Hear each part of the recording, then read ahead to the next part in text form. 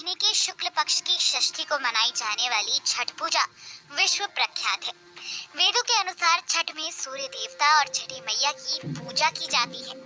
सुख, समृद्धि, धन धान्य और संतान प्राप्ति की इच्छा से किए जाने वाले इस कठिन व्रत से जुड़ी कई कहानियां प्रचलित हैं।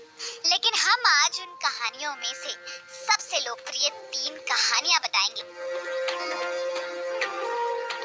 छठ व्रत कथा के अनुसार प्रियव्रत नाम के एक राजा थे। उनकी पत्नी का नाम मालिनी था। दोनों की कोई संतान नहीं थी। इस बात से राजा और उनकी पत्नी बहुत दुखी रहते थे।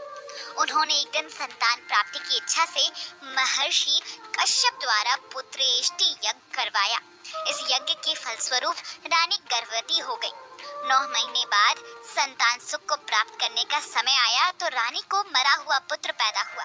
इस बात का पता चलने पर राजा को बहुत दुख हुआ। संतान शोक में वो आत्महत्या का मन बना चुके थे। लेकिन जैसे ही राजा ने आत्महत्या करने की कोशिश की, उनके सामने एक सुंदर देवी प्रकट हुई। देवी ने राजा को कहा कि मैं षष्ठी देवी हूँ। मैं लोगों को पुत्र का सौभाग्य प्रदान करती हूँ। इसके अलावा जो सच्चे भाव से मेरी पूजा करता है, मैं उसके सभी प्रकार के मनोरथ को पूर्ण कर देती हूँ। यदि तुम मेरी पूजा करोगे तो मैं तुम्हें पुत्र रत्न प्रदान करूंगी। देवी की बातों से प्रभावित होकर राजा ने उनकी आज्ञा का पालन किया। राजा और उनकी पत्नी ने कार्तिक शुक्ल की षष्ठी तिथि के दिन देवी षष्ठी की पूरे विधि विधान से पूजा की। इस पूजा के फलस्वरूप उन्हें एक सुंदर पुत्र की प्राप्ति हुई। तभी से छठ का पावन पर्व मनाया जाने लगा। महाभारत के अनुसार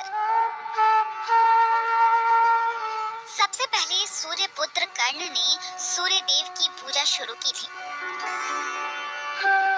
कर्ण भगवान सूर्य के परम भक्त थे। वो हर दिन घंटों कमर तक पानी में खड़े होकर सूर्य को अर्घ देते थे। सूर्य की कृपा से ही वो महान योद्धा बने। आज भी छठ में अर्घ देने की यही पद्धति प्रचलित है। जब पांडव अपना सारा राजपाट जुए में हार गए, तब वनवास के दौरान द्रौपदी हर कार्तिक मास की शुक्ल पक्ष की षष्ठी को छठ का व्रत रखती थी। इस व्रत के प्रभाव से उनकी सभी मनोकामनाएं पूरी हुई थी और पांडवों को उनका राजपाट वापस मिल गया था।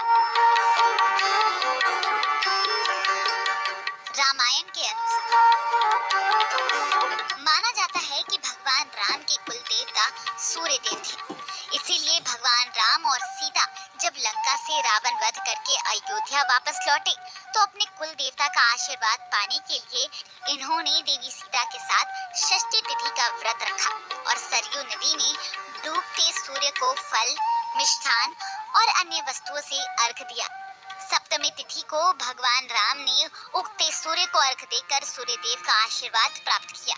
इसके बाद ही भगवान राम ने राजकाज संभालना शुरू किया और तभी से आम लोग सूर्य षष्ठी का ये पर्व मनाने लगे।